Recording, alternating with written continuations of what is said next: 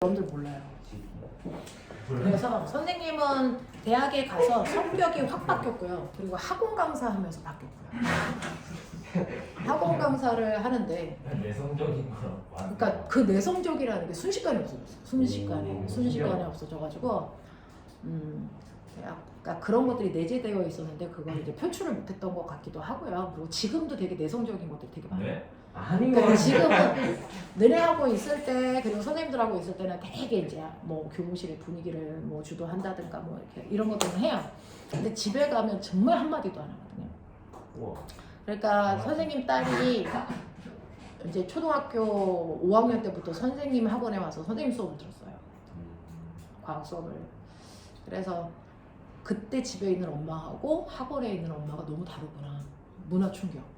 그때 깜짝 놀랐대요.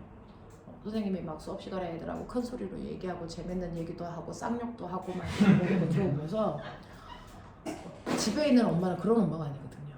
깜짝 놀래가지고 애가 이렇게 다른지 몰랐다. 그렇게 얘기하고 그랬어요. 그래서 엄마는 되게 부끄러워했어요.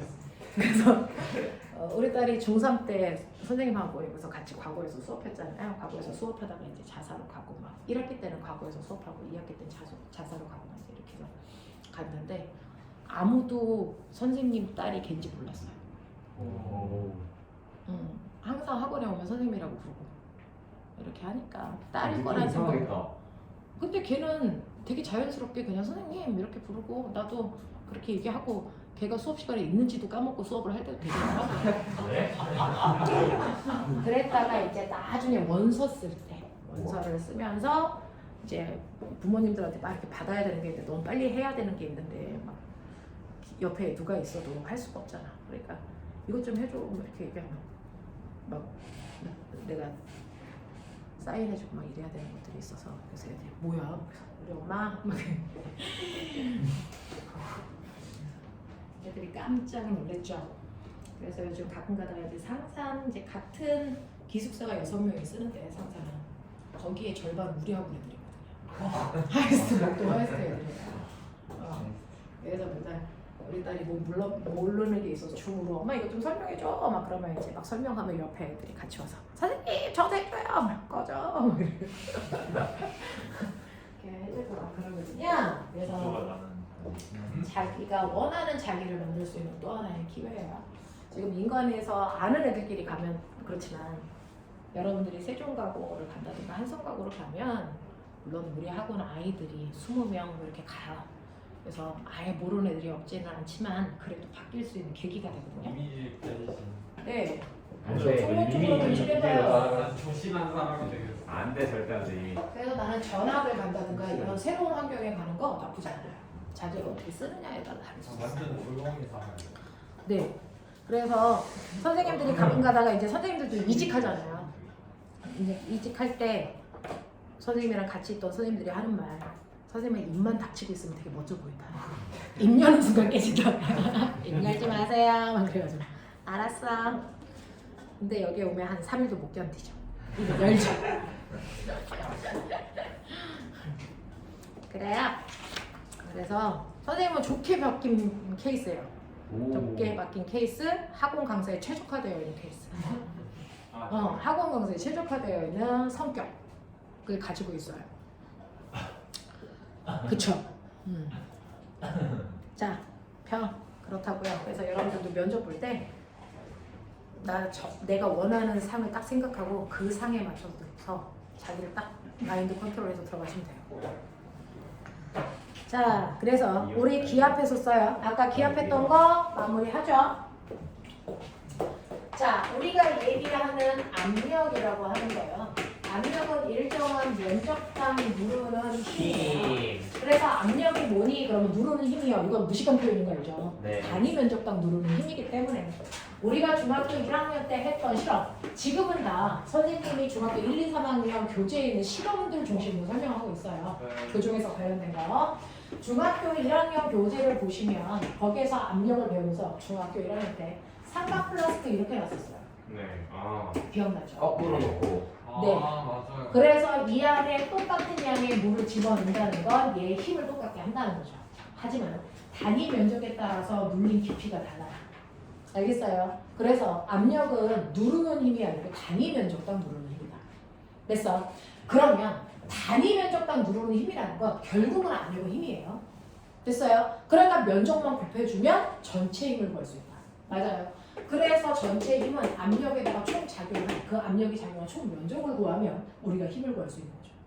무슨 말인지 알겠어? 네. 이런 식으로 자기가 원하는 대로 사용하시면 되고 이러한 압력 중 공기가 작용하는 압력은 기압이라고 하고 물이 작용하는 압력은 수압이라고 한다. 그러면 우리는 공기 중에 있기 때문에 대기압이라는 평균 기압을 받는데 그 대기압이라는 게 변할까 안 변할까? 한 지점의 기압이 변할 수도 있죠. 변하죠. 네. 변할 수도 있는 게 아니고 매 순간 변해요. 그래서 우리는 일기를 관측할 때 오늘 날씨가 맑을 거야 흐릴 거야 라고 하는 기상 변화를 알려면 뭘 알면 된다? 중3 때 배웠죠. 날씨 변화를 정확하게 알려면 기압, 온도, 습도 이거 세 가지가 날씨를 결정하는 요소예요.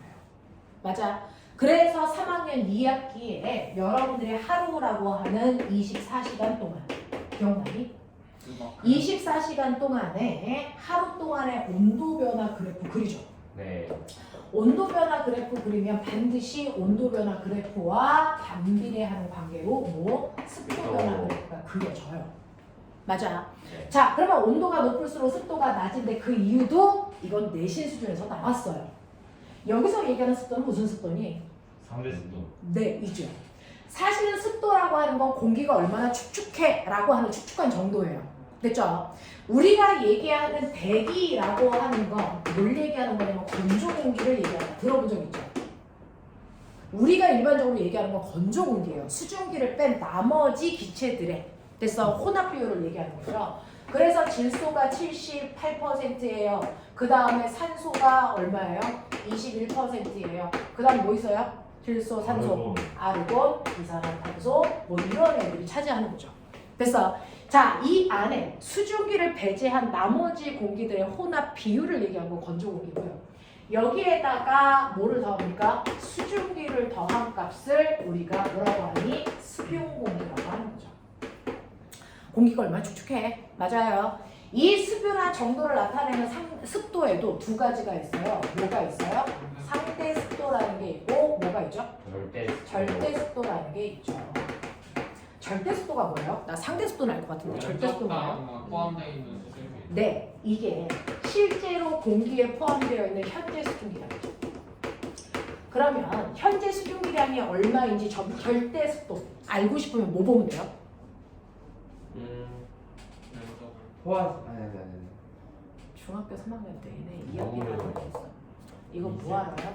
이슬점 보고 있어. 그래서 차가운 컵을 됐어 공기 중에 놨을 때 그 컵의 온도가 몇 도에서부터 물방울이 생기기 시작하냐 이게 이슬점이잖아요.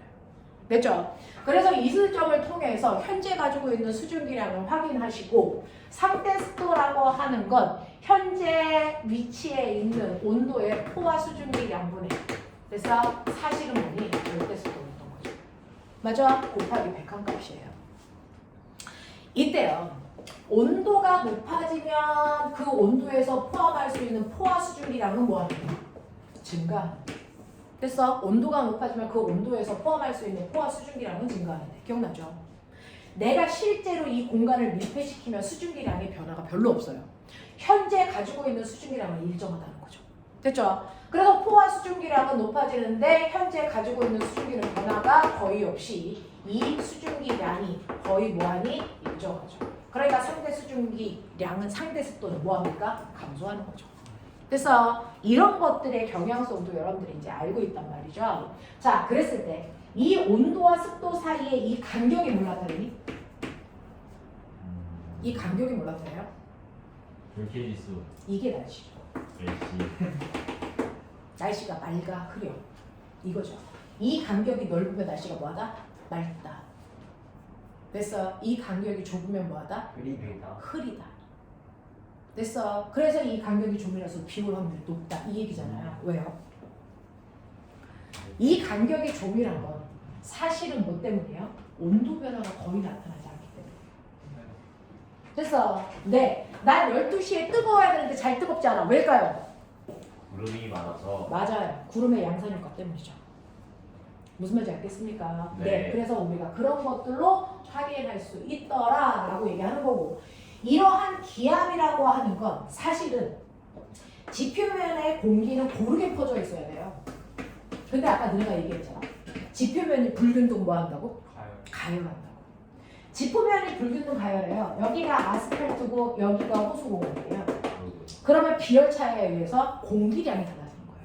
네. 됐어. 비열차에 의해서 지표면의 뜨거운 정도가 다르죠. 여름에는 얘가 50도까지 올라갔는데 호수공원은 온도가 25도밖에 안 되면 열평양에 의해서 위에 있는 공기는 찬 공기, 여기 위에 있는 공기는 뜨거운 공기가 되니 차가운 쪽은 하강 기류가 생기면서 밑에 공기 입자가 빽빽해지는 거죠. 그러니까 기압이 뭐해지는 거예요? 커집니다. 높아지는 거죠. 공기가 되는 거죠. 됐어. 여기는 온도가 높으니까 공기들이 가벼워져서 뭐합니까? 상승합니다. 상승하는 거죠. 근데 가벼워졌는데 왜 상승하죠? 상승. 밀도가 작아지니까. 왜 밀도가 작아지니? 부피가 커지게 되면 그렇죠. 뜨거워지면 그 안에 있는 입자의 거리가 멀어지니까 부피가 커져, 밀도가 작아져. 근데 왜 올라가니? 부력을 많이 받기 그렇죠. 때문이다. 유체의 부력이 커진 거죠. 그래서 상대적으로. 네. 자, 나의 밀도가 작아지니까 주변에 있는 유체, 이게 물속이든 공기 중이든. 그래서 나머지 기체들의 부력이 커져서 밀려 올리는 거죠. 그게 대류예요. 그래서 대류는 나의 밀도 감소와 그래서 옆에 있는 유체들의 부력과 그 사이에서 올라가고 내려가고 생기는 거죠. 근데 꼬매가 밀도가 뭐 때문에 생겨요? 사실은 잡아당기는 힘이라고 하는 중력에 의해서 생기는 거잖아요. 누르는 힘, 그렇죠? 그러니까 중력이 없는 무중력 상태에서는요. 그래서 이렇게 대류가 잘 일어날 수 있을까 없을까? 없다. 없어. 그러니까 열 전달 중에서 우주에서 잘 일어나지 않는 열 전달 형태가 대류라는 거예요. 됐어? 네, 이렇게 되는 겁니다. 자, 그래서 무겁다, 가볍다라는 표현 자체가 무중력에서는 이루어낼 수 없으니까. 너네 양초 알죠? 아, 양초에서 뭐가 타니? 파라솔. 액체. 양초는요, 액체 양초가 타는 게 아닌 것이죠. 기체. 기체 양초가 타요. 아, 액체 양초가 타면 여기 촛능이 흘러낼 때 여기서 타고 있었어야죠. 안 탄단 말이죠. 됐어요? 네. 액체 상태가 되면 이게 신지가 빨아들입니다. 흡착력 때문에. 네. 그래서 더 뜨거운 쪽으로 들어가면서 얘가 액체가 뭘로 바뀌어요? 기체가 돼요. 그래서 그 기체가 가벼우니까 날아가면서 얘가 타는 거예요. 근데 기체가 날아가는 그 중력 때문에 됐어. 기체들이 그 주변에 있는 공기보다는 무거우니까 아래쪽으로 기체가 쌓이는 거예요. 위쪽으로 조금밖에 못 가는 거잖아요. 그래서 촛불이 아래쪽이 불룩한 거잖아요. 이렇게. 네. 근데 무중력이 되면 동그래. 그렇죠. 됐어. 근데 기체들이 그 불이 탈 때 이렇게 동그랗게 타는 거예요. 이 중력이 없어서 그래요. 한 다음에 그 위에다가 됐어. 그리고 이렇게 동그랗게 타면서 금방 뭐 하는 줄 아세요? 얘 맞아요. 계속 동그랗게 안 타요. 꺼져요. 왜냐면 자, 얘가요. 이렇게 타면서 원활하게 산소 공급이 계속돼야 되거든요. 대류가 잘 안 일어나잖아요. 네. 산소 공급이 원활하지 않아요. 금방 꺼져요. 알겠어요? 여기가 진공이 아니다. 무슨 말인지 알죠? 이렇게 됩니다. 그러면서 대류도 잘 안 일어나지만 산소에 비해 이산화탄소가 무거운 거 알죠? 이산화탄소가 밑으로 들어가서 네. 그래서 불을 와, 꺼트리는 효과, 소화기의 효과를 한단 말이죠. 금방 꺼져요. 이런 것들이 다 중력, 밀도 따지다 보면 물리와 관계없는 것들이 없어요. 사실은. 다 물리적으로 보는 거야. 그래서 이런 눈들을 키우시면 돼요. 자, 그래서 이런 식으로 기압이 작용하는데 문제가 뭐냐면 사실은 밖에서 공기가 나를 누리는 기압이 있어도요. 귀 인두관에서 내부압을 똑같이 맞춰줬기 때문에 압력이 0이에요. 그러니까 최초에 공기의 압력이 있다는 걸 우리가 느낄 수 있었다 없었다? 이 자체가 불가능하다. 알겠어? 느끼지 못하니까 사람들은 인지를 못하는 거고요. 그래서 측정 자체가 불가능했던 거죠. 그거를 인지하고 측정하려고 했던 사람이 누구니? 토리첼리예요. 그래서 최초로 기압을 측정한 사람이 토리첼리고요. 토리첼리가 기압을 측정할 때 힘의 평형을 이용한 거죠. 어떤 힘의 평형? 중력과 대기압의 사실 사실은 이렇게 수조에다가 수은을 가득 넣으면 중력 때문에 수은의 무게만큼 수은은 내려가려고 합니다. 그렇죠? 수은이 내려오면 당연히 수조에 됐어. 수면의 높이는 뭐 해줘야 되니? 올라가야 되는데 얘가 올라갈 때 그냥 못 올라가. 여기서 공기가 누르고 있는 뭐가 있어? 기압, 힘이 있어요. 공기가. 내려오지 마 이 새끼야. 누르고 있다고. 근데 수은은 나 올라갈 거야. 이거거든. 됐어? 근데 여기에 수은의 무게가 무거우면 누구보다? 기압보다. 됐어? 힘이 세죠. 얘가 더 크면 힘이 세죠. 그래서 밀고 내려오는 거야. 네. 근데 내려오다 보면 수은의 무게가 점점 뭐해지니? 가벼워요. 그렇죠. 여기 위에 쌓이는 양이 줄어들 거니까. 그래서 얘의 양이 점점 줄어들다 보면 안에서 미는 힘이 줄어들어요. 네. 그래서 뭐와 같아지는 순간? 기압이랑 기압이라는 힘과 그래서 안에서 수은이 누르는 수은의 무게가 같아져 힘의 평형을 유지하는 순간 더 이상 밀고 나올 수가 있니 없니? 나 그래서 멈추는 거야. 이걸 반대로 이용한 게 뭔지 알아? 암모니아. 네. 다 연결해봐. 다 돼. 다 연결해봐. 물리로 다 설명이 가요. 알겠어요? 네. 다 연결해 보시면 너네 암모니아 분수 어떻게 만들었는지 알죠? 네. 이런 식으로 수주에 물 들어있고 둥근 바다 플라스크가 이렇게 되어 있어서 여기 암모니아 기체가 있어서 여기에 얘가 기압을 만드는 거잖아. 됐어? 그 기압을 만들어서 기체가 누르는 압력 만들고 여기 대기압 만들고 그래서 수면이 일정히 졌단 말이야. 근데 내가 여기에다가 물 한 방울을 쏘면 됐죠? 그 물 한 방울에 암모니아 더럽게 잘 녹지. 왜 녹아? 극성 문제 아닌가? 극성은 극성끼리 잘 용해되니까.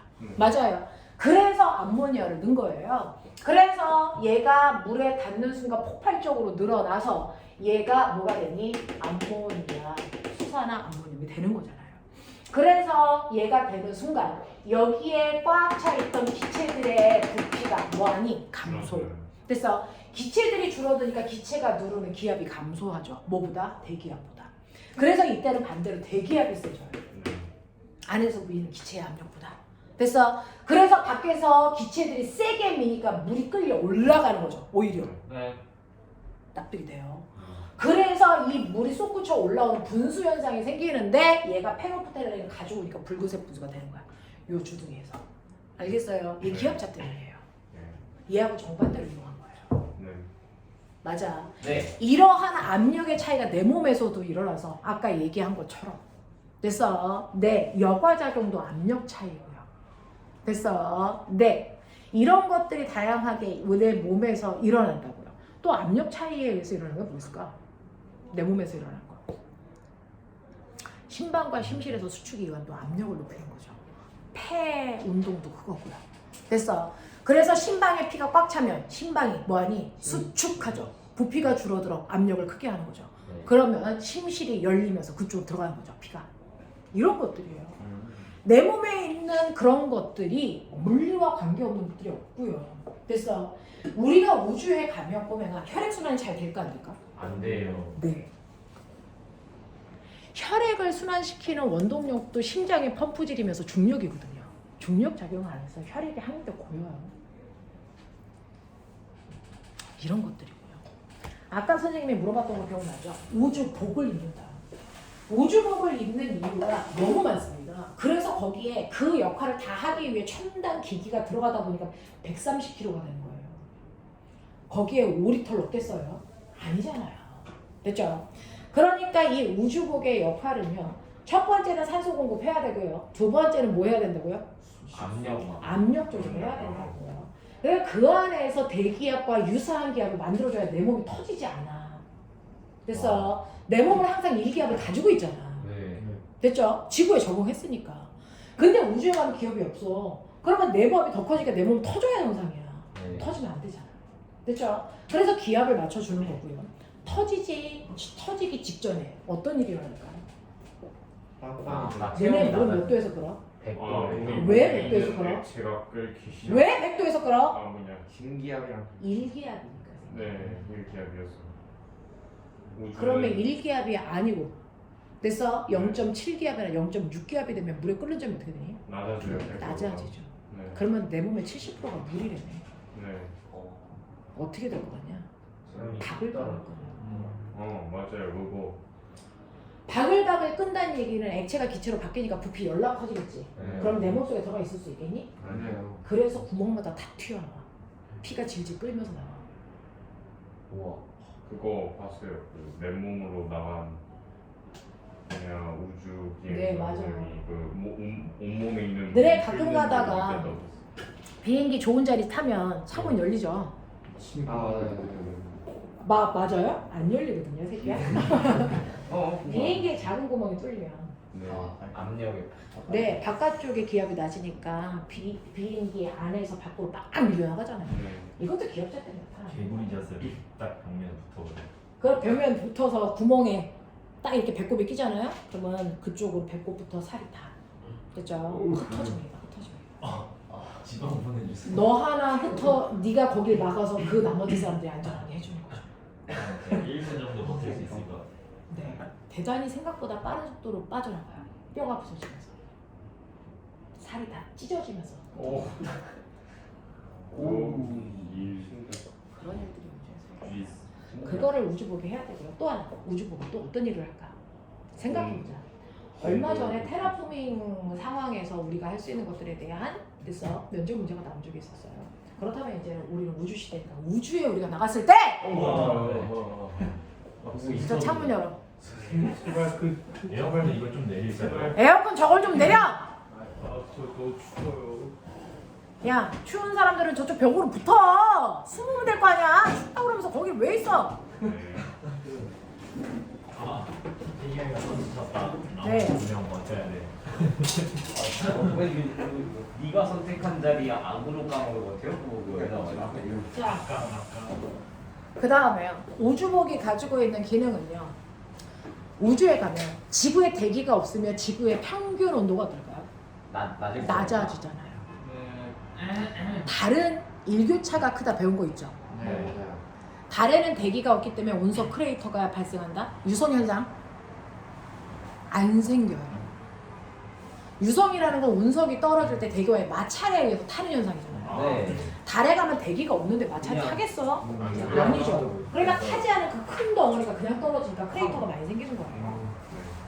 납득하면서 공부를 하셨어야 돼요. 됐어요. 그래서 운석 구덩이가 많이 생기고 한 번 생긴 구덩이는 없어지지 않습니다. 왜요? 지구에는 한 번 생긴 구덩이가 없어지는데 통마침시가 아니에요. 그러니까 달에 최초로 착륙한 그 사람의 발전 지금도 있을 거예요. 운석이 초받지 않았으면. 다리 그 정도 비주라고 네. 와우. 밝히면 이거 됐죠. 발장을 찍었다면. 그래서 물론 암소가 다 되어 있겠죠. 고양이들이 그래서 그냥 창문으로 밀어줘. 자, 우주에 가면 창문으로 밀어도 그냥 제가 창문 위에 그냥 떠 있어요. 중력이 없잖아요. 네. 낙하 같은 게 일어나지 않잖아요. 그렇죠. 그죠? 중력이 없으면 위아래 구분이 없어요. 어디가 있고 어디가 계속 아니고. 날아가는 거 아니에요? 밀면은 그냥 직진해서 가겠죠. 어딘가. 그러다가 저 앞에 있는 저 집이랑 부딪히겠죠. 그래서 우주선은 우리가 있는 우주복은요. 일단은 대기가 없기 때문에 일교차 해가 뜨면 달의 표면 온도가 300도까지 올라가요. 해가 지면 영하 300도까지 내려가요.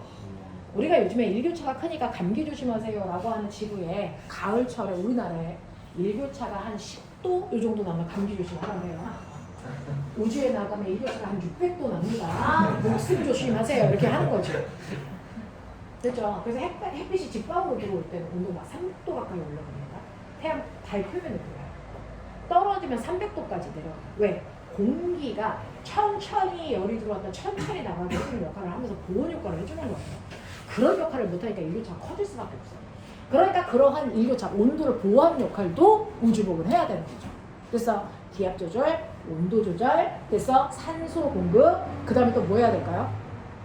네. 자외선 같은 거 막아줘요. 맞아요.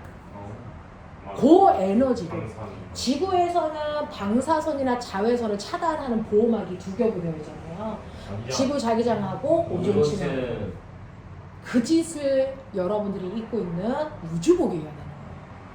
맞죠? 그래서 우주복은 우리 인체로 들어오는 고에너지 물질들을 차단해주는 역할을 해야 됩니다. 됐죠? 그 다음에 거기에선 스스로 생산의 역할도 해야 돼요. 우주라고 하는 공간에 여러분이 3년 동안 간다면 3년 동안에 먹고 마시고 하는 것들을 다 가져갈 수는 없어요. 그렇죠?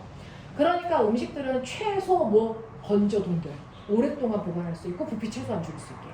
왜? 대부분의 생물들은 물이 차지하는 비중이 크니까. 그래서 건조시킨단 말이에요. 그래서 열량만 공급할 수 있게.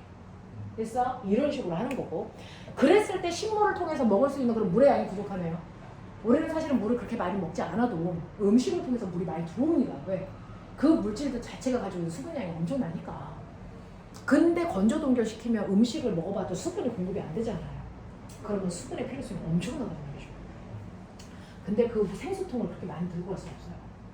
태경이 같은 경우에 하루에 물을 저 생수통 혼자 다 마셔요. 원샷 한다니까. 가져갈 수가 없어. 무슨 말인지 알죠? 그래서 어떻게 해요? 자가 생산해요. 그래서 정수시설이 우주국에 들어있어요.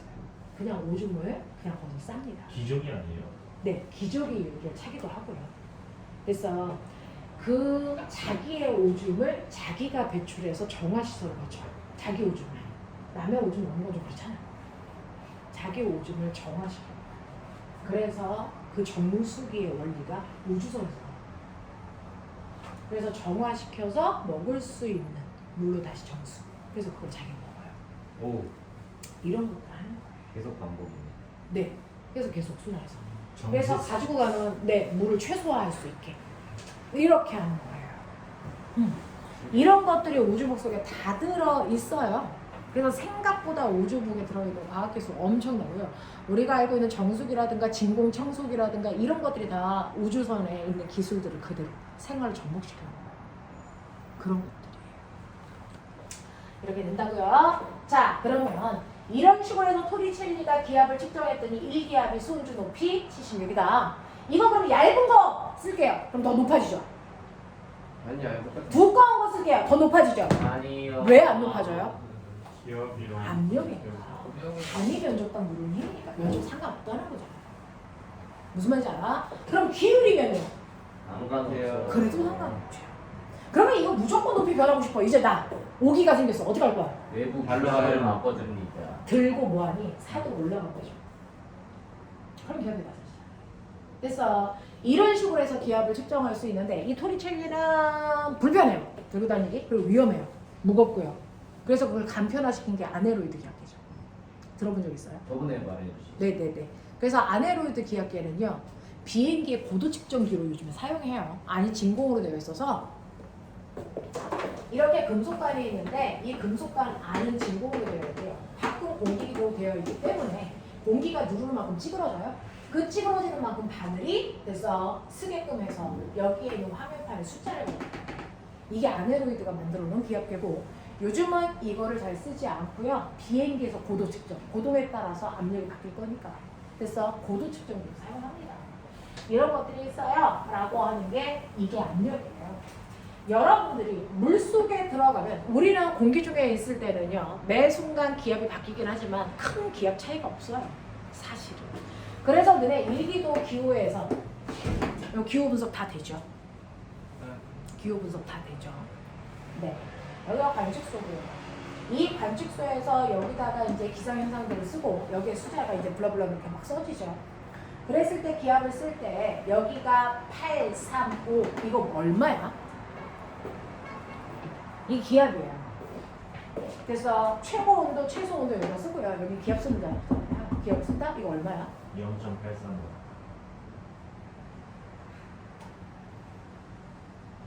0.835 기압이야? 아니요. 여기에 쓰는 건 헥토파스칼 쓰는 거예요. 네, 그렇죠. 그 말이 하고 싶었어요. 그러면 0.835 헥토파스칼이면 우주 아니니 이 새끼야? 대충 그 1000분의 835랑 1기압이 얼마예요? 1013 헥토파스칼인데 우리가 고기압 저기압 막 태풍이 오면 열대 저기압 막 그래봤자 얘네들은요 1040에서 얼마? 920 많이 가봤자 이 범위를 벗어나지 않아. 그럼 맨날 우리가 쓸 때 930, 970, 980 이렇게 쓰면 이 9는 숫자를 낭비하는 거잖아. 쓸 이유가 없어. 무슨 말인지 알아? 그리고 1030, 1015 막 이렇게 썼을 때 이 1000은 숫자 낭비인 거야. 공간이 좁은데. 됐어. 그래서 우리는 기압을 쓸 때요 무조건 10의 자리까지만 써요. 그럼 10의 자리까지만 써야 되는데 그러면 이게 10의 자리야. 이게 1의 자리야. 이게 소수점 첫째 자리야. 됐어? 이게 소수점 첫째 자리야. 이게 소수점 둘째 자리야. 됐어. 그러니까 얘는 10.13 헥토파스칼이고 됐어. 여기 숫자 낭비 안 하려고 빼버리나 해 붙어 있는 거야. 무슨 말인지 알겠니? 그랬을 때 앞에 있는 숫자가요 10의 자리 숫자가 그래서 1, 2, 3 작은 숫자면 9가 생략되는 거예요. 아니 9가 아니고 10이 생략되는 거예요. 그래서 1010.13 헥토파스칼 이렇게 읽으신 거예요. 맞아요. 근데 앞에 있는 10의 자리 숫자가 커요. 그죠? 네, 얼마요? 한 7, 8 됐어? 요 정도예요. 그러면 앞에 얼마가 생략된 거예요? 9가 생략된 거예요. 되겠어? 그래서 앞에 있는 10의 자리 그 앞에 있는 100의 자리와 1000의 자리는 생략합니다. 어차피 움직이는 범위가 한정되어 있어서. 알겠어요? 이런 식으로 해서 얘 기압을 정확하게 읽어낼 수 있니? 이건 수능에도 나와요. 그렇죠? 이런 식으로 일기도상의 기호들을 분석할 수 있으면 되고요. 우리가 나이씨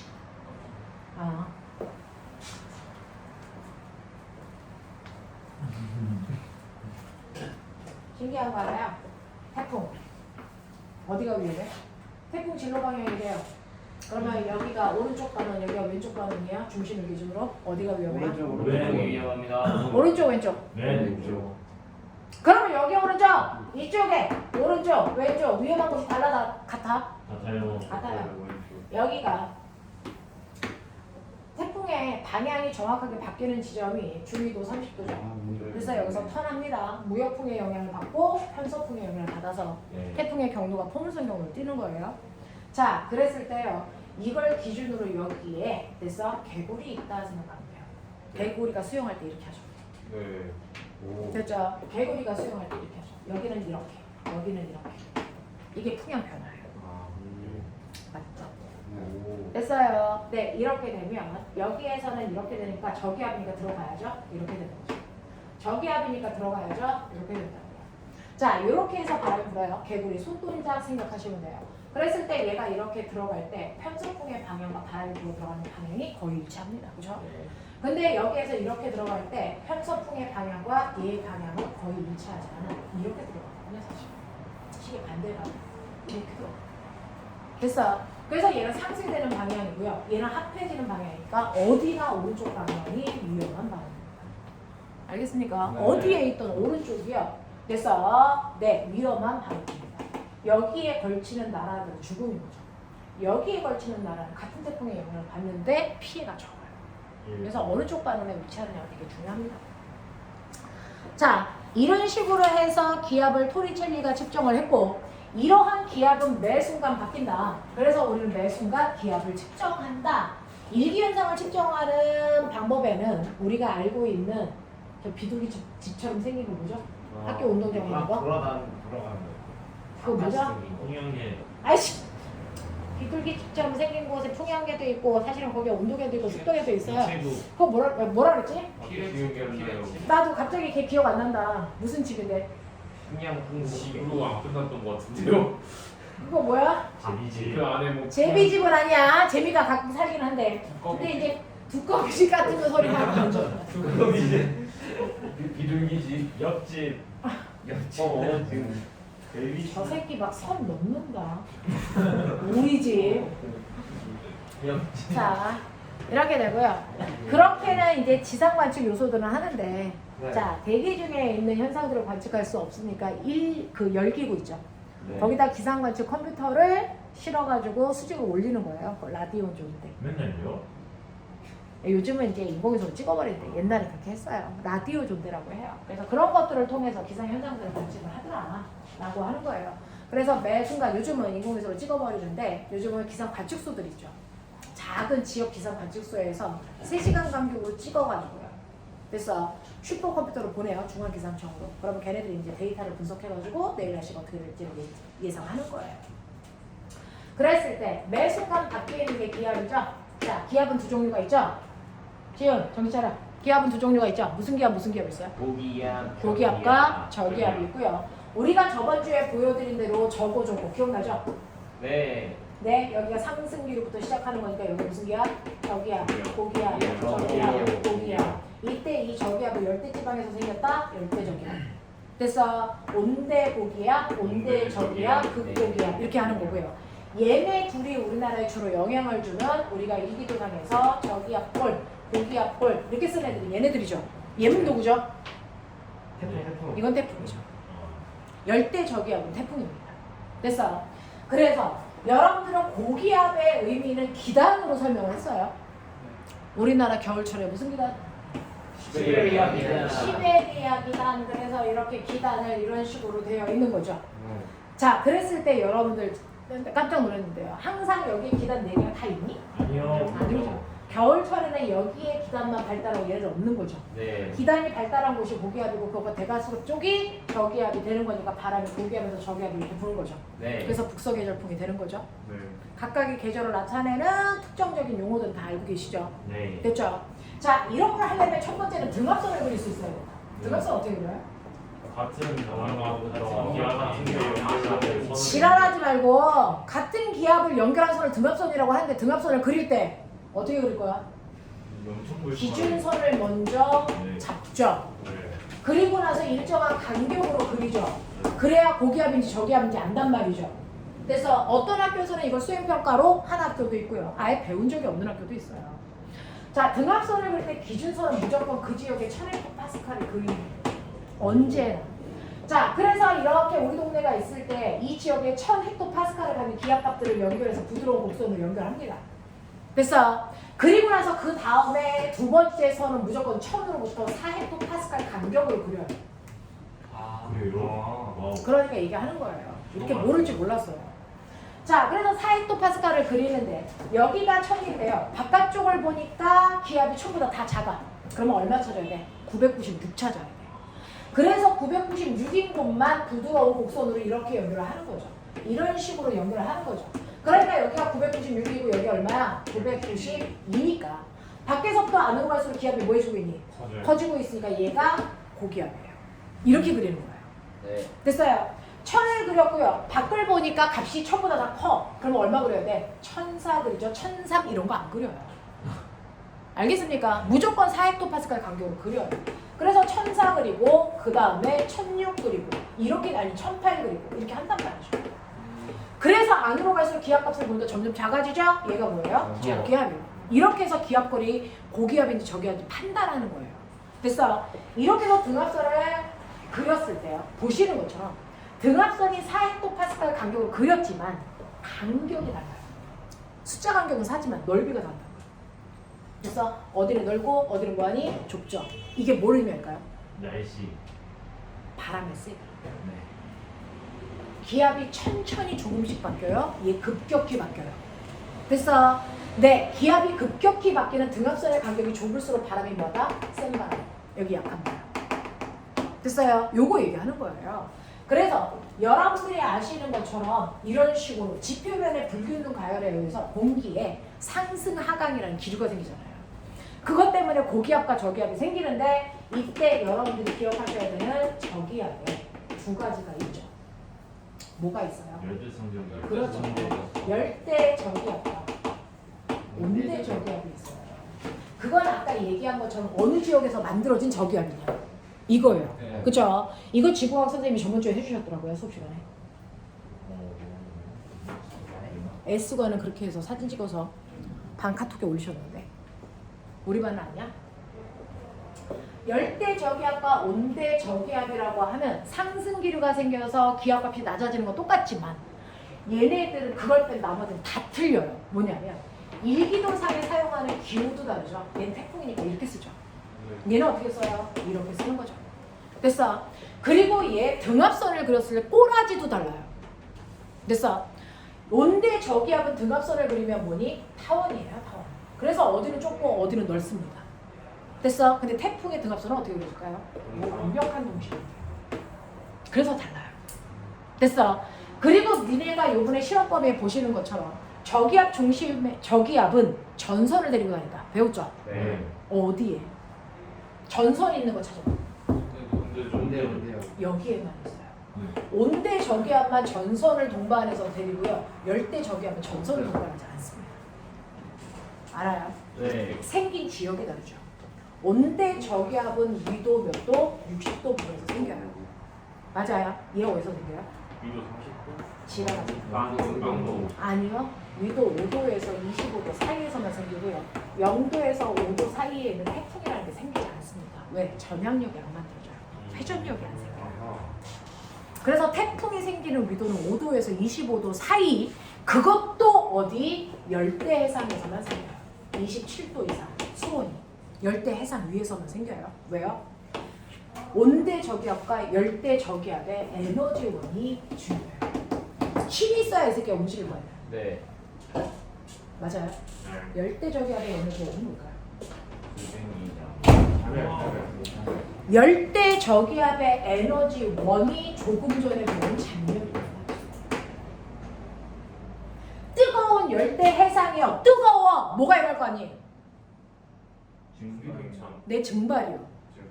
그러니까 물이 수증기가 돼서 수증기가 저기압이니까 어때? 용어를 끌려 올라가. 오. 됐죠? 네. 끌려 올라간다고요. 그래서 수증기가 막 끌려서 공기 상승, 끌려 올라가는데 추워. 그럼 뭐 될 거야? 구름 될 거잖아. 근데 그 구름이 될 때 어떤 일이 발생하니?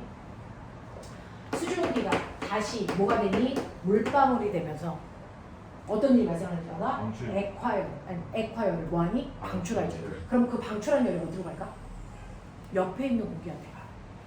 그러면은 상승을 막 하고 있어서 수증기가 물방울 되면서 열을 방출했는데 그 방출한 열이 옆에 있는 공기한테 가지? 그럼 옆에 있는 공기는 뭐하니? 더 뜨거워지지. 네. 그러면 더 잘 상승하지. 상승력을 알겠어요? 네. 그래서 태풍의 에너지원은 잡열이고요. 그 잡열을 만들려면 끊임없이 수증기가 뭐 돼야 된다? 공급돼야 된다. 그러니까 태풍은요, 해상을 지나오면 태풍의 세력은 무조건 세집니다. 왜? 수증기를 무한대로 포함하니까. 알겠어요? 근데 태풍이 육지로 상륙하는 순간 어떻게 될까요? 수증기 공급이 차단되죠. 그때부터 약화되는 거예요. 알겠어요? 그래서 태풍이 지나올 때요, 육지를 지나오느냐 아니면 해상을 통과해서 우리나라에 오느냐 되게 중요하고요. 그래서 태풍의 오른쪽 반원에 우리가 속하냐 왼쪽 반원에 속하냐 이거 열나 중요하고. 알겠습니까? 이해되십니까? 네. 네, 이런 것들이에요. 그래서 열대 저기압은 에너지원이 잡열이기 때문에 끊임없이 수증기를 공급하는 게 중요하다. 그럼 세력이 커지죠? 그러면 지금 열대 저기압의 중심 기압이 970이야. 그랬다가 이 새끼가 90대 50 됐어. 중심의 기압이. 그러면 태풍의 세력은 세진 거니 약해진 거니? 세진 거 세진 거. 열나 세진 거죠. 왜? 저기압이. 기압이 낮아질수록 세지는 거죠. 무슨 말인지 알겠습니까? 네. 그래서 열대 저기압은 중심 기압이 낮아질수록 기압의 세력이 세지는 거예요. 그러면 이게 높아지면요, 열대 저기압의 이제 세력이 소실되는 거죠. 그러면 얘는 죽기 직전 뭘로 바뀌어요? 온대 저기압으로 바뀌어요. 그래서 죽어요. 알겠어? 이렇게 되는 건데요. 그러면 온대 저기압의 에너지원은 뭐예요? 아 얘는 부등갈? 근데 궁금한데 이거는 기후 파트에서 꼭 짚고 넘어가는 건데. 근데 수원이 달려 이게 두 번째였어요. 열나줘요. 온대 저기압의 에너지원은요, 됐어? 위치 에너지가 무슨 에너지로? 운동 에너지로 에너지 전환. 됐어? 얘는요, 상태 변화할 때 열을 잡열에 의해서, 됐어? 태풍의 규모가 커지는 거고요. 얘는 역학적 에너지의 전환이 일어나요. 왜 일어나요? 위도가 높아서 뭐? 안 들려? 위도가 높아서 이런 개새끼야, 이씨. 위도가 땅바닥에 높이를 얘기해? 그럼 고도지?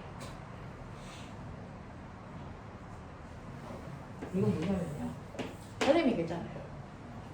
온대 저기압은요, 찬 공기와 더운 공기가 부딪혀서 더운 공기가 상승하고요, 찬 공기가 내려가죠.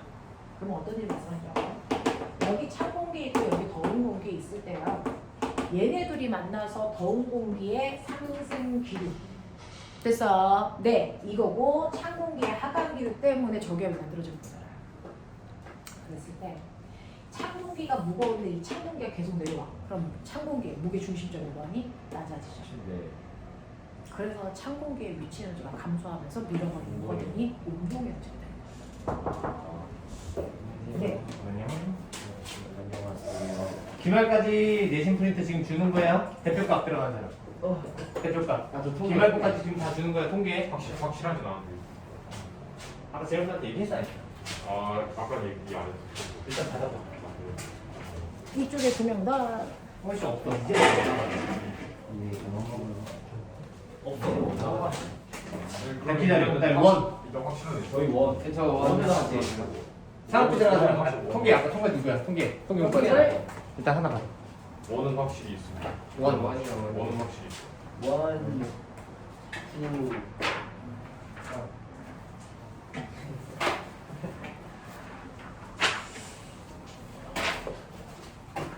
평균 1대 2였어.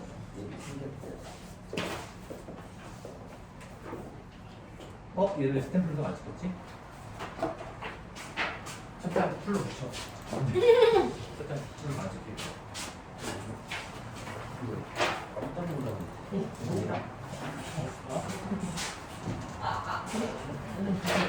양념 하나 찍어. 깜짝 놀라.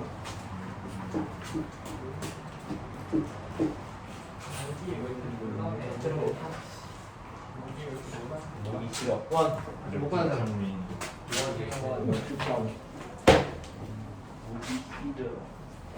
이건 누구야? 맨 마지막에 간 사람 누구니? 아니다. 원맨 마지막 바퀴가 스탠드로 안 찍혀 있어. 불러보자. 이제 풀로 붙여. 복장이 이상해가지고 너네? 제 것도 안 붙어 있어요? 아니 아니. 오. 와. 원 다 받았죠? 땡. 아 삼각비 있잖아. 아까 못 받은 사람이 삼각비 손 들어. 삼각비 하나 둘셋넷다 일곱 명. 통계. 통계 우리도 다 보면 저희도 몰라요. 셋, 넷. 정확하게 손 들어 진짜. 모르긴 하는데 안 들어갈 것 같아. 저희 들어갈 것 같아서. 집안에 따로 안 챙겨줘. 오늘 마지막이야. 시험지. 하나 둘셋 넷. 정확하게 들어. 하나 둘셋 넷. 와요. 할지 모르니까. 통계가 안 받는 거보다 받는 게 나아. 자, 이런 식으로요.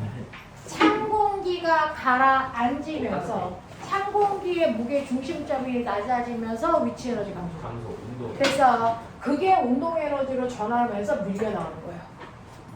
됐어. 그래서 온대 저기압의 에너지원은 역학적 에너지의 전환이다. 열대 저기압의 에너지원은 잠열이다. 납득해? 네. 납득하겠어? 네. 오케이. 네. 이런 식으로 되어 있고요. 태풍이 만들어지는 곳은 위도 0도 아니다. 전향력이 없기 때문에. 네. 알겠어? 5도에서 25도 사이에 만들어지고요. 해상의 수온이 27도 이상이어야 가능하다. 알겠어? 그러면서 되게 황당한 거 아세요? 태풍을 움직이는 게 무역풍하고 편서풍이에요. 무역풍하고 편서풍이 태풍의 경로를 바꾸면서 이동시킵니다. 근데 태풍이 이제 위도 5도에서 20도 사이에 얘가 이제 전향, 회전하면서 이렇게 간다고. 네. 됐어? 그래서 얘가 이렇게 가는 동안 무역풍의 방향과 태풍의 진로 방향이 반대죠. 네. 그럼 태풍의 움직이는 속도가 빠를까 느릴까? 느리네. 열나느려서. 그래서 저희도에서는 태풍이 되게 천천히 움직이는데 여기가 다 바다야. 뜨거운 바다. 성장이. 그래서 태풍을 성장시키는 곳이에요. 여기는 하나의 태풍이 만들어져서 여기를 지나갈 때까지 거의 2, 3주가 걸려요. 엄청 오래 걸리는데 그게 바로 태풍을 성장시키는 에너지원이에요. 그랬다가 위도 30도를 지나는 순간 편서풍하고 이동방이 같아지죠. 네. 열나 빠른 속도로 지나가요. 그래서 일본이 태풍에 의한 피해를 많이 받았어요 라고 얘기하지만 사실은 얘는 이동 속도가 빠르기 때문에 많아봤자 그래서 하루 이틀 안에 끝납니다. 만약에 얘 편서풍의 방향이 이렇게 됐다면 일본은 죽었죠. 무슨 말인지 알겠어요? 그나마 중위도에 있는 나라들은요 태풍의 이동 속도가 빠르기 때문에 피해가 하루 이틀 안에 끝나. 알겠어? 뭐 대륙이 중국이야 뭐 이런 애들은 오래 가겠지. 네. 우리나라 일본 같은 애들은 하루 이틀 안에 끝나. 이동 속도가 빠르기 때문에. 알겠습니까? 이렇게 되는 거고요.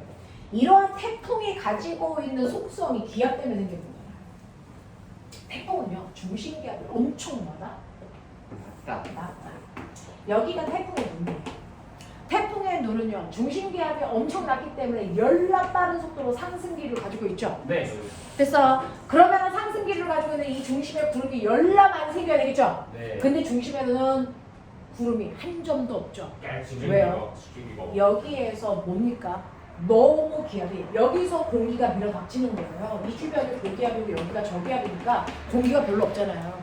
그래서 안쪽으로 공기가 다 밀어닥치는 거예요. 그래서 엄청나게 세게 밀어 빡 하고 닥치다 보면 보였죠? 지네들끼리 부딪히면서 작용반작용 튕겨나가요. 그래서 안이 거의 무슨 상태가 되냐? 진공에 가까운 상태가 되는 순간. 됐어? 그러면 우리가 진공을 허가하니? 안 하죠. 순간 여기가 진공 상태가 되면 밖에 있는 아이들이 이를 뭐하니? 말려 들어가요. 납득이 됩니까? 그렇게 돼요. 너무 세게 부딪히다 보니까 가운데 공기가 벌어져. 그래서 공기가 없는 공간처럼 만들어져. 그렇다고 진공을 하냐? 알겠어? 그런 환상을 가지면 안 돼. 주변에 비해서 기압이 엄청 낮다고 해요. 엄청 낮다 보니까 순간에 여기에 공기가 너무 많이 부족해. 끌려 올라가던 애들이 내려와요. 올라가던 애들이 내려온다고. 올라가던 애들이 내려와서 여기를 채운다고. 그렇다고 여기를 하강기류라고 하진 않지만 부분적 하강기류가 만들어져요. 그러니까 구름이 생겨 안 생겨? 안 생겨. 이게 작용물이잖아요. 지네들끼리 튕겨. 엄청나게 세게 와서 엄청나게 풍속 강하거든요. 엄청나게 공기들이 밀려 들어와요. 바람이 열나 세잖아요. 그래서 지네들끼리 엄청나게 세게 부딪히니까 엄청나게 이렇게 비껴나가는 거예요. 그래서 순간 기압 차이가 너무 많이 나니까 위로 끌려 올라가다가 다시 내려온다고요. 약한 하강기를 띈다고요. 그러니까 구름이 생길 수 없다고요. 그래서 태풍의 눈이 만들어졌던 거예요. 납득되겠어요? 네. 이런 얘기예요. 이렇게 돼요. 그래서 구름은 태풍의 눈 주변 자리가 발달하는 거예요. 주변 자리. 태풍의 눈에는 구름 하나가 있을 수 없어요. 약한 하강기죠. 됐어. 이렇게 돼요. 그러면서요. 바람은요. 에이씨. 중심으로 갈수록 세지다가 태풍의 눈에서 급격히 낮아지는 거죠. 바람. 되겠어요? 그래서 네. 태풍의 눈에 바람 한 자락도 안 보입니다.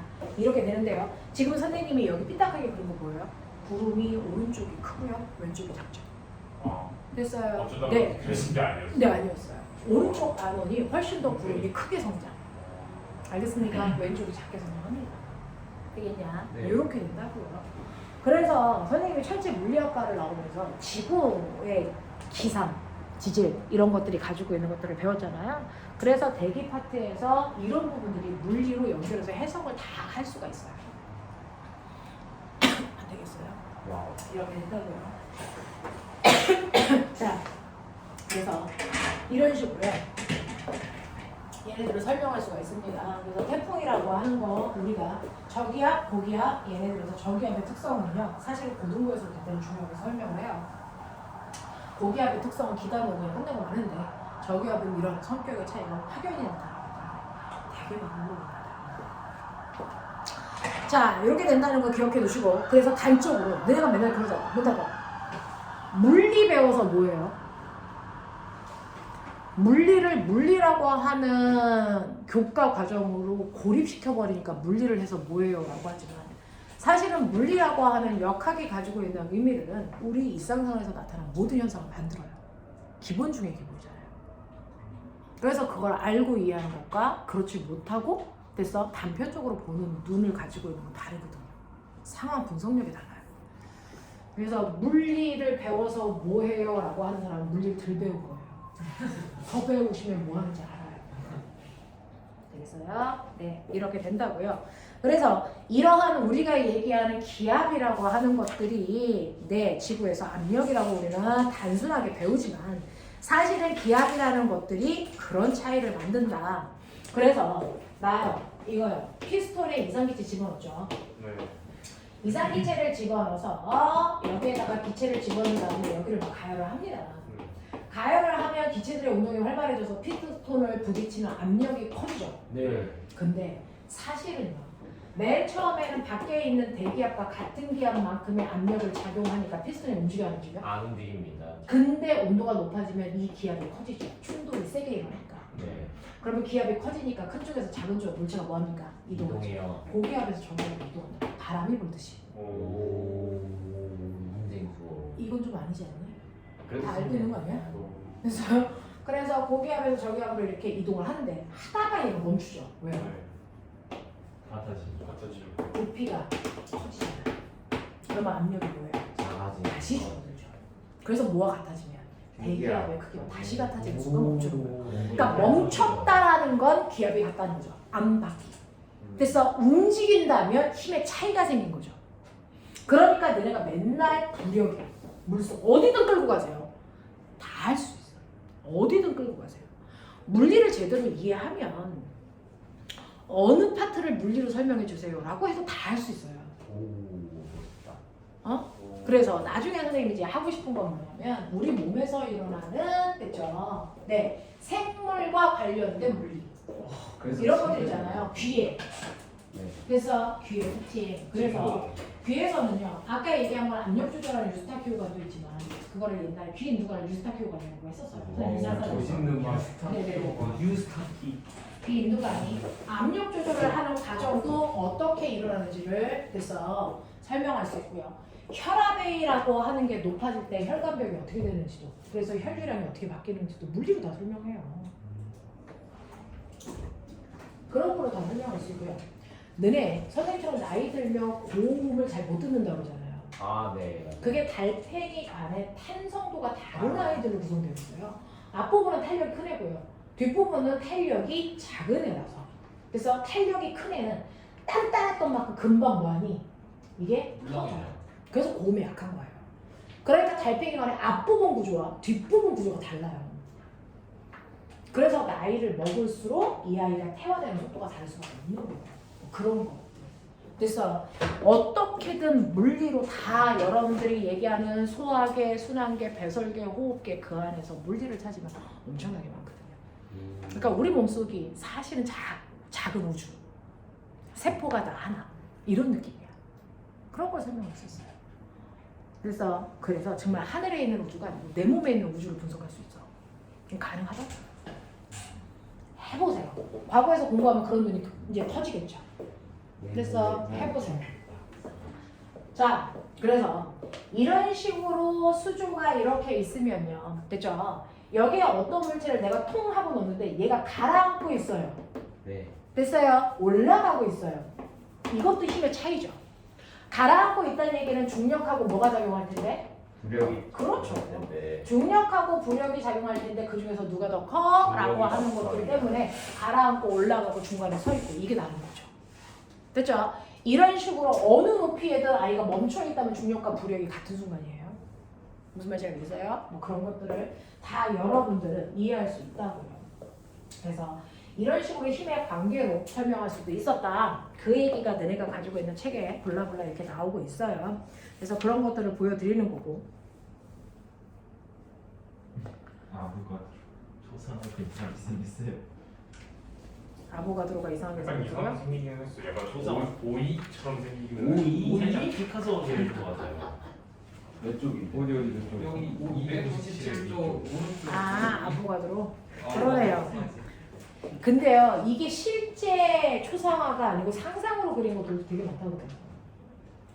유아프레스. 근데 상상을 하는데 왜 이렇게 자료로 첨부하는 거예요? 그냥 우리는 이 사람을 이렇게 뭐 얘기해. 그래서 옛날에 그리스 로마 시대 때 사람들을 우리가 다 그림으로 그려놓지는 않았잖아요. 아, 조각상들이죠. 다 네. 그래서 그냥 이렇게 상상으로 그린 것들도 되게 많다는 그래서 이 사람이 진짜 이렇게 생겼는지 모르겠어요. 그리고 옛날에 사진을 찍는 게 아니고 그림으로 그렸을 때 고객님이 만족하는 얼굴로 그렸겠죠. 이게 만족하는 얼굴이에요? 뭐 자기와 비슷한데 그나마 좀 만족스러운 얼굴로 그렸겠죠. 그래서 완벽하게 해서 실사보정은 아니겠죠.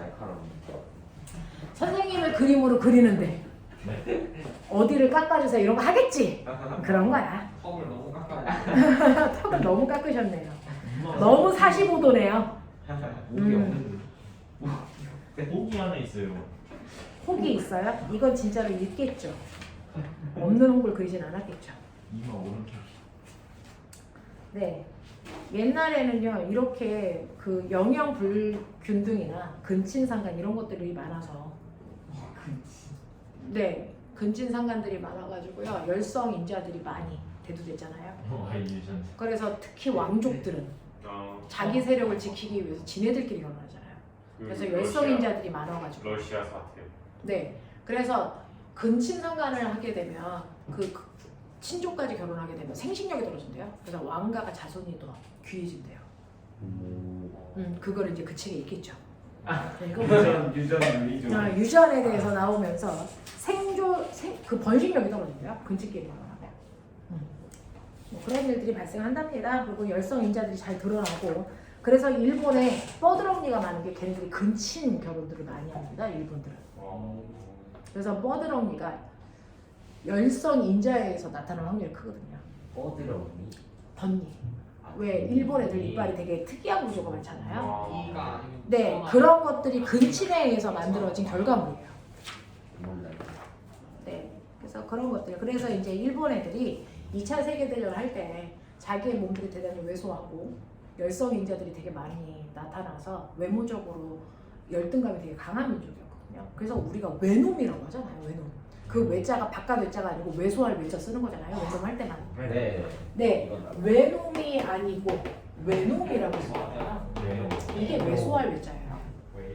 그래서 일본 애들만 이렇게 쓰거든요. 엄청 작대. 걔 140, 다 컸는데 140에서 네? 150 사이로 왔다 갔다 하는 남자예요. 남자가 그러니까 우리가 닌자라는 애들이 그래서 140에서 150 사이의 키를 가지고 있는 애들이에요. 닌자.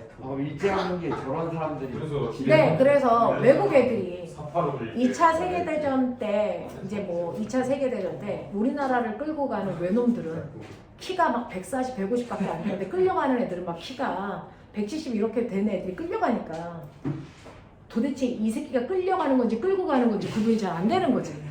그래서 되게 이상하다라고 생각을 했었대. 그런 것들이 이제 외국인들이 봤을 때 우리나라 이제 전쟁을 한다든가 일제시대 때 우리나라 상황을 보면서 묘사한 것들 중에 그런 얘기들이 있어. 외모에 대한 것들. 그런 것들이 있어요. 그래서 대단히 작은데 그래서 일본 애들이 개화기를 걸치면서 자기네 지금도 그러잖아. 자기네들은 아시아가 아니고 유럽이다. 탈아시아화를 막 선언하잖아. 그러면 왜냐면 열등감이 너무 크니까. 열등감이 큰 애들이 시끄러워요. 그래서 이제 탈아시아를 하겠다고 품종 개량을 하는 거예요. 네, 품종 개량을 하는 거예요. 유전자 개량을 하려고요. 2차 때 외국인들하고 전략적으로 그런 걸 시키는 거예요. 네. 사각비. 넌 슬립. 군슬 삼겹비. 왜 바삐? 감사합니다. 또 열심히 노동을 해야겠어요. 우리도 과학이랑 섞을 게 너무 많아. 과학 노동부터 약간 시작. 이런 거는 노래 부르면서 해야 개꿀이거든요. 얘를 안 줘. 앉으면 수학 안 들으면 그지? 우리 지율이가 수업 안 듣나? 네. 안녕히 계세요. 뭐야? 제가 저 선생님 아까 저거 지우개 바늘 떨어져 있어서 오른쪽 신발 보면 염색돼 있어. 야, 저거 분명 누가 떨어뜨린 거야? 승재가 떨어뜨린 거 왔어? 아니 아까 쌤이 아니야. 저거 근데 전에도 깨져 있었는데 쌤이 그거 한 거. 아니 방금 깨지고 선생님이 바로 쳤어. 우와, 벌써 47분이야. 그러니까 시간이 겁나 빨리 야, 가. 너 아까 전에 22분이라고. 아니 38분 저 충전이 챙겨야겠다. 겁나 빠르게. 이제가 이게 맹맹한 새로운 소리겠지? 비가 오는 소리가 나겠지? 안녕하세요. 뭐야, 창민아? 제 물건 닌자다. 140 창민. 꾸러기 240 창민. 닌자 거북다. 축하해 창민아. 별명이 하나 또 생겼구나. 그래서 창민. 걔네가 개화를 하면서 민장민.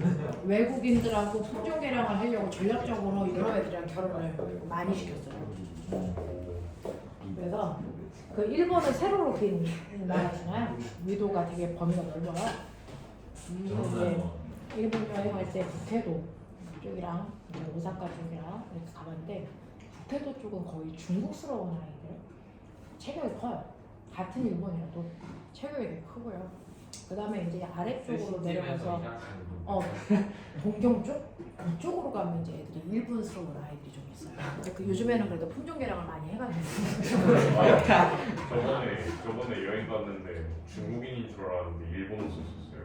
그러니까 품종 개량을 많이 해가지고요. 저도 이제 가면서 일본에서 워낙에 작다라는 인상을 가지고 있으니까 되게 조그맣고 우리가 얘기하는 막 덧니 많이 하고 그런 생각을 했었는데 요즘 젊은 애들은 많이 달라져가지고요. 남자애들도 키도 생각보다는 좀 크고요. 그렇다고 우리나라 남자애들처럼 크지는 않아요. 우리나라는 태경이가 표준이잖아요. 표준이 좀 더 크단 말이야. 표준 정도는 돼야 될 거 아니야? 태경이가 표준이잖아요. 키가 안 커. 근데 일본 애들은 그 정도는 아니고요. 좀 이렇게 잔잔한 크기로 이제 짠짠. 몸도 이렇게 마르고 뭐 이런 애들이 좀 많아요. 정말 좀 더 크자 얘들아. 표준 정도는 돼야 할 거 아니니. 태경이가 표준이죠. 우리나라 남자들 이게 표준. 도대체 몇 살 기준에서 표준이에요? 글쎄, 내가 지금 몇 야, 대한민국 남자의 표준은 너네들 나이에선 태경이고 선생님 나이에선 송호준 선생님 표준이고 그런 거죠. 대한민국 남자들의 표준 외모를 가지고 있잖아. 표준 외모. 송호준 선생님. 퍼펙트. 상이요 보다 나는. 그런 거죠. 네 저는 나이가 점점 많아질수록 금평균 키가 작아져요. 맞아요. 아래로 내려가서 평균가 좀 중력을 커지고 받는. 그것 때문에 오래 봤잖아 중력을. 뼈 사이가 점점 달라붙어. 그래서 연골이 안 좋아지는 거야. 맞아요. 그래서 연골이 달아요. 그래서 서 있을 수 없는데 내가 지금 최선을 다해 서 있는데 이 새끼 닌자가 요리조리. 닌자. 여기까지 이해 다 돼요? 네. 소화가 되겠어요? 네. 좋아요. 그 다음에 309페이지에 보시면 열역학 법칙과 열기관이라는 게 있어요. 열역학 법칙이라고 하는 거 안에서는요. 사실은 열기관 자체의 의미보다는 열의 전환의 의미를 두고 공부하시는 게 훨씬 더 좋아요. 왜냐면 중학교 3학년의 가장 마지막 단원이 에너지 전환이잖아요. 역학적 에너지 전환과 전기 에너지 전환, 그래서 에너지들의 전환입니다. 그래서 에너지를 어떻게 쓸 거냐. 그 중에서 열 에너지는 어떤 일을 할 거냐. 그동안 역학적 에너지, 전기 에너지, 파동 에너지 뭐 이런 것들은 여러분 다 배웠기 때문에 열 에너지를 어떻게 쓸 거냐라고 하는 거죠. 그래서 열 에너지가 가지고 있는 특성을 설명하는 게 바로 열역학인 거예요. 그렇죠? 열 에너지가 가지고 있는 특징을 설명하는 게 열역학인 거잖아요. 열역학은 세 가지가 물리에서 보는 입장이고 요즘은 물리에서 보는 입장 말고 하나를 더 늘려서 열역학 제3법칙도 있어. 이제 이렇게 얘기를 하는데 사실은 열역학 제0법칙이라고 하는 거 열평형법칙이라고 선생님이 요즘 붙인다 그래서 원래 정통 이름은 아니야. 그냥 그렇게 붙이는 거예요. 내가 그냥 붙인 거야. 그러면 뭐 면접 가서 저런 거. 열역학 제0법칙 이렇게 그냥 하셔야 돼요. 뭐 갑자기 열평형법칙 이러면은 골 때린다. A와 B의 온도가 같고 B와 C의 온도가 같으면 따라서 A와 C의 온도가 같다. 이걸 얘기하는 거잖아요. 를 이용했어요. 그 다음에 제1법칙이요. 우리가 알고 있는 열 에너지 보존 법칙이라고 제가 이름 붙인 거예요. 그래서 원래 이런 법칙 없어요. 열 에너지 보존 법칙이고요. 외부에서 기체에다가 열을 가한 만큼 그래서 이걸 열 에너지라고 하는 거죠. 화학에서는 열량, 물리에서는 열 에너지. 알겠습니까? 열 에너지는 뭐예요? 고온에서 저온으로 이동한 열의 양. 그걸 열 에너지라고 한 거예요. 그러니까 열량을 그대로 열 에너지로 담으시면 됩니다. 자, 그래서 열 에너지라고 하는 건 내부 에너지를 증가시키거나 됐어 일하는 데 쓴다 라고 했던 거 기억하시겠죠? 네, 이런 것들이었고요. 열역학 제2법칙이 바로 엔트로피 증가 법칙이죠. 그러니까 이거는 열 이동 법칙이라고 정해요. 열은 항상 고온에서 어디로만? 저온으로만 이동할 수 있다. 역방향은 일어나지 않는다. B가 역방향이다. 기억나죠? 그랬을 때 이 정방향의 방향성은 뭐냐? 정방향의 방향은 무질소도가 커지는 거다. 그 무질소도가 커진다는 건 뭐냐? 서로 같아지는 거다. 유유상종. 됐어? 그래서 뜨거운 물과 차가운 물을 접촉시켰을 때 열이 이동하는데 열의 이동 방향이 왜 굳이 고온에서 저온이어야만 되냐? 그래야 시간이 지나면 얘네들의 온도가 같아져 무질서도 섞인다고요. 근데 만약에 방향을 거꾸로 잡아서 이렇게 간다면 어떤 일이 발생하지 아세요? 고온은 더 뜨거워지고 저온은 더 차가워지기 때문에 구변이 확연해지는 거예요. 그래서 모든 만물은 같아지고 싶어요. 열 평형처럼. 만물은 같아지고 싶어. 맞아요.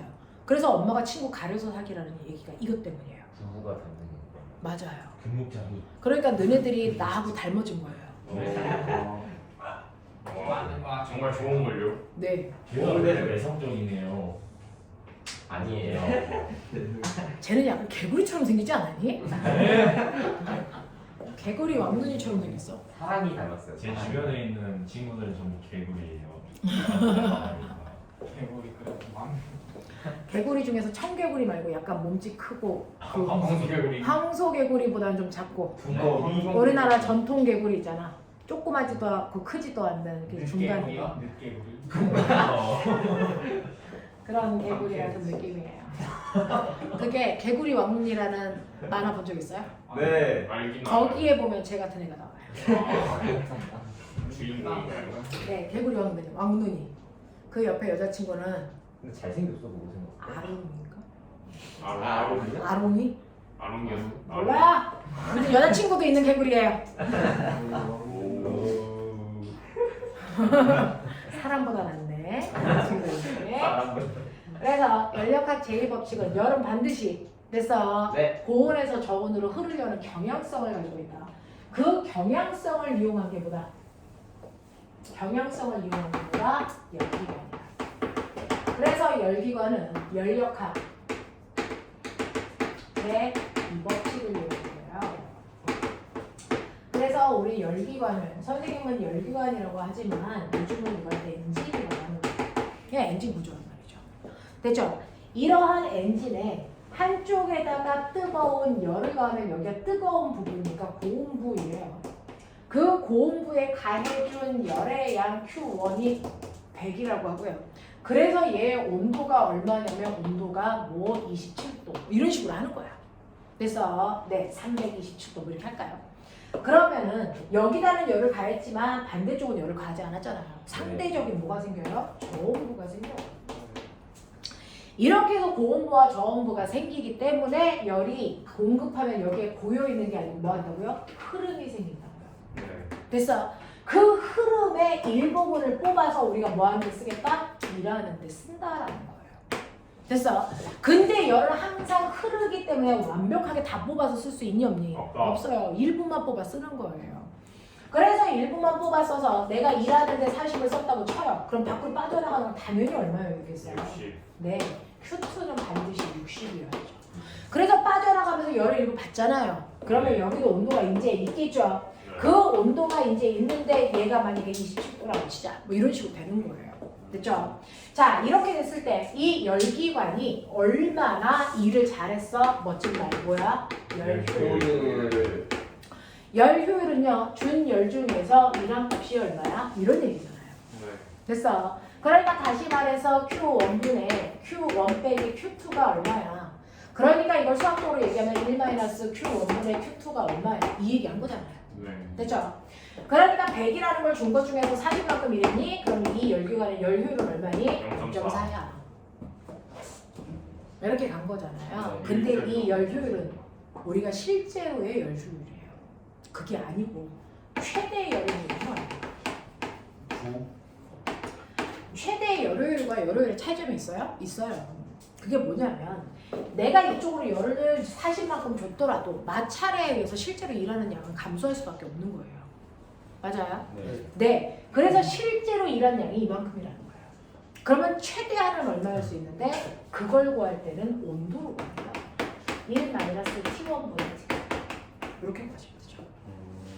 됐어요. 온도로 구합니다. 그러니까 온도는 마찰이라는 걸 배제했을 때. 그래서 최대한 낼 수 있는 성능은 이거야. 그래서 자동차들의 됐죠. 네, 걔네들의 열 효율을 막 얘기하잖아요. 벤츠가 얼마고 걔네들 다 최대 효율 얘기하는 거야. 1 마이너스 저거 얼마냐면 600이고요. 그쵸? 273을 더하니까. 네. 네, 그리고 얘 얼마예요? 300이죠. 그러면 얘는 얼마요? 얘 273로 할까요? 273이면 500이라고 치죠. 그러면 이렇게 되죠. 그러면 얘의 최대 열효율은 얼마니? 5분의 2죠. 5분의 2니까 0.4 똑같으면 안 되는데 어쨌든 그래요. 그래서 이게 한 0.6 이렇게 나온다고 보죠. 무슨 말인지 알겠어요? 네. 이런 것들이에요. 이런 식으로 우리가 에너지를 전환해서 쓰는 거예요. 에너지는 만들 수 있니? 없어요. 에너지를 만들어주는 것도 생성되는 것도 아니기 때문에 그래서 한정된 에너지를 쓰는 건데 그 중에서 에너지를 사용하면 사용할수록 우리가 사용 가능한 형태의 에너지는 줄고요. 사용할 수 없는 열에너지의 형태로 많이 전환되기 때문에 그래서 에너지를 뭐 해야 된다? 절약해서 써야 된다. 우리가 활용 가능한 에너지들이 점점 감소하기 때문이다 라고 하는 거지 에너지의 총량이 바뀌는 건 아니야. 그래서 자 그러면 이러한 에너지들의 다양한 효율 그 효율이 얼마이니 내가 얼마만큼 쓸 수 있니 그리고 단시간 동안 쓴 게 얼마야 라고 하는 건데 그 중에서 우리가 주로 쓰는 게 뭐예요? 전기 에너지죠. 네. 전기 에너지의 장점이 있어요. 우리가 발전소에서 우리 집에 그래서 전기 에너지의 형태를 주지 위치 에너지나 운동 에너지의 형태를 주지는 않아요. 그죠? 이렇게 전기 에너지로 주면 그 전기 에너지의 장점은 뭐냐면요. 수송이 대단히 간단해요. 전선만 있으면 되니까. 그죠? 네. 네, 수송의 간편성이 있고요. 두 번째는 뭐가 있냐면 전환이 되게 쉬워요. 콘센트 꼽아서. 그래서 전환이 되게 쉽다라는 거예요. 이런 장점을 가지고 있기 때문에 주로 전기 에너지의 형태를 우리 집에 공급해서 주면 그 전기 에너지를 구할 수 있는 방법은 여러 가지가 있어요. 그죠? 전기 에너지가 얼마야 라고 하는 전기적 위치 에너지 구하는 방법 알고 있죠? QV로 구해도 되고요. 네. 그죠? QED로 구해도 되고요. 근데 우리가 회로도에서는 뭘로 구해야 돼요? 통계. 이게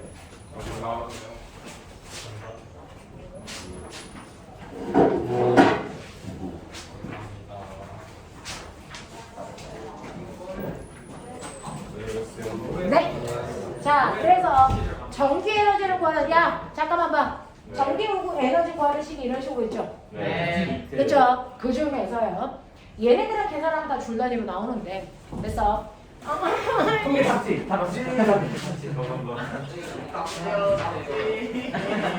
다음번에 설명하시니 좋을 것 같은데요. 다음번에 설명하도록 하자. 자, 이거 하나만 하고 중간에 끊을 수가 없으니까. 이게요. 10초면 10초 동안 사용한 전기 에너지, 100초면 100초 동안 사용한 전기 에너지인데 그 중에서 얘가 1초 동안에 누가 더 전기 잘 먹어 라고 하는 걸 보기 위해서 사용한 시간으로 나누면 1초당 사용한 전기 에너지 값이 나오죠. 그걸 뭐라고 해요? 전력. 그래서 전력이라는 건 단위 시간 동안 사용한 전기 에너지다. 그래서 전기 에너지를 걸린 시간 초로 나눈 값이죠. 그래서 이거를 VI로 하는 거죠. AS 맞아요. 네. 총 사용한 전기 에너지를 때가 쏙 비트로 계산하는 거예요. 와. 맞아요. 네. 네. 이때 이 시간이 초단위죠. 근데 이걸 시간이 아니고 아워로 바꾸면 그거는 뭐예요? 전력량이죠. 와트시. 그래서 와트시죠. 네. 와트초는 전기 에너지. 와트시는 전력량. 그냥 와트는 전력. 알겠어? 하겠냐? 네. 여기까지. 됐어. 와, 집에 가는 속도 이 개새끼들.